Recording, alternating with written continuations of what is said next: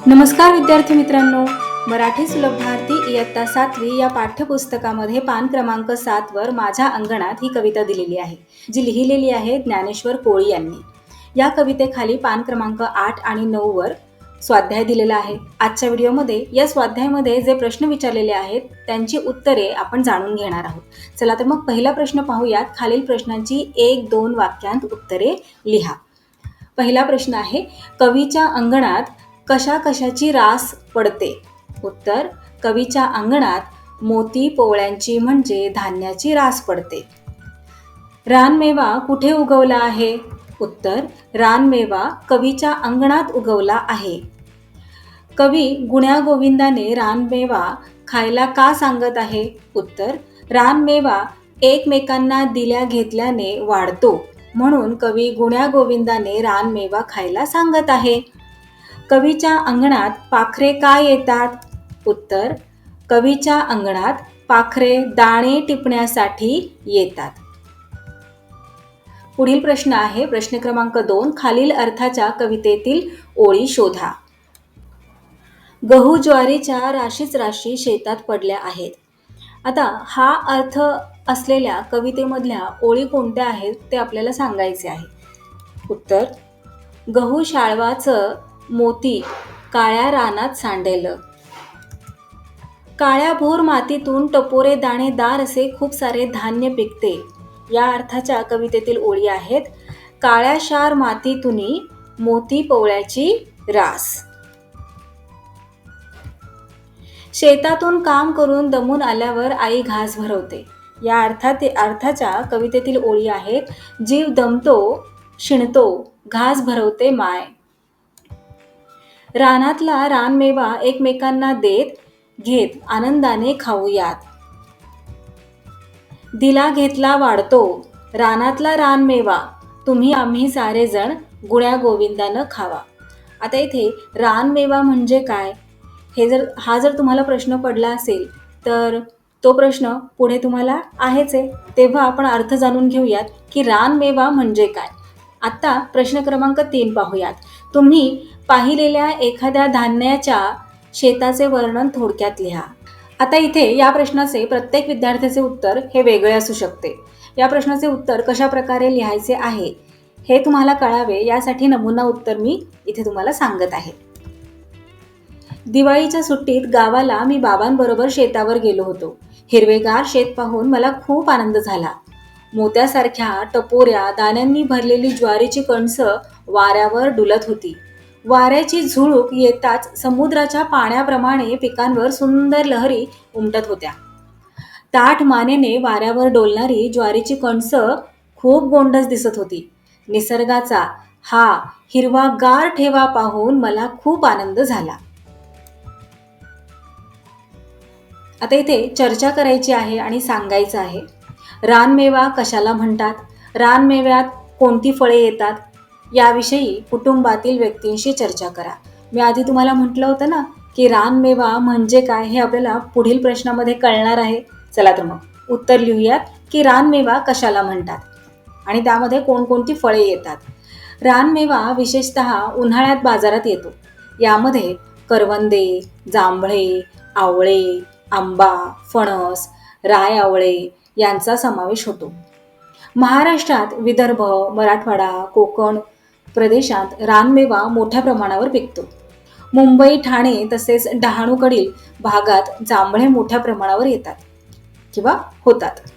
उन्हाळ्यात अंगाची काहिली झाल्यावर ही रसाळ चटपटीत फळे जिभेचे चोचले पुरवतातच, सोबतच शरीर थंड ठेवण्यासही मदत होते.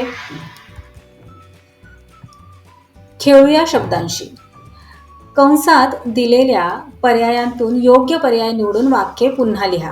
आता इथे योग्य पर्याय निवडायचा आहे आणि वाक्य पुन्हा लिहायचे आहे. काळ्या शार मातीतून मोती पोवळ्यांची काय येणार? मिजास, आस, रास. काळ्या शार मातीतून मोती पोवळ्यांची रास. घरामंदी घरट्यात जशी दुधातली माय साय जाय. काय येणार? साय. दूर उडूनिया जाता आसू येती गालावर सारेजण की घरट्यात? दूर उडूनी या जाता आसू येती गालावर. पुढील प्रश्न आहे समूहदर्शक शब्दांची यादी करा. उदाहरणार्थ धान्याची रास. लाकडाची काय असते? लाकडाची मोळी. पक्ष्यांचा काय असतो? पक्ष्यांचा थवा. इंग्लिशमध्ये आपण कलेक्टिव्ह नाउन्स असं म्हणतो, हो की नाही? जेव्हा समूह असतो तेव्हा त्या समूहाला काय म्हणतात ते आपल्याला सांगायचे आहे. तर लाकडांच्या समूहाला मोळी, पक्ष्यांच्या समूहाला थवा, केळीचा काय असतो? घड असतो, प्राण्यांचा कळप असतो, मुलांचा घोळका आणि द्राक्षांचा घड असतो. खालील शब्दांसाठी शेवट समान असणारे कवितेतील शब्द लिहा. सांडलं या शब्दासाठी शेवट समान असणारा शब्द कोणता आहे कवितेमध्ये आलेला? शेवट समान म्हणजे आता इथे या शब्दातील शेवटचा अक्षर आहे ल, तर असंच अक्षर असणारा दुसरा कोणता शब्द आहे जो कवितेमध्ये आलेला आहे?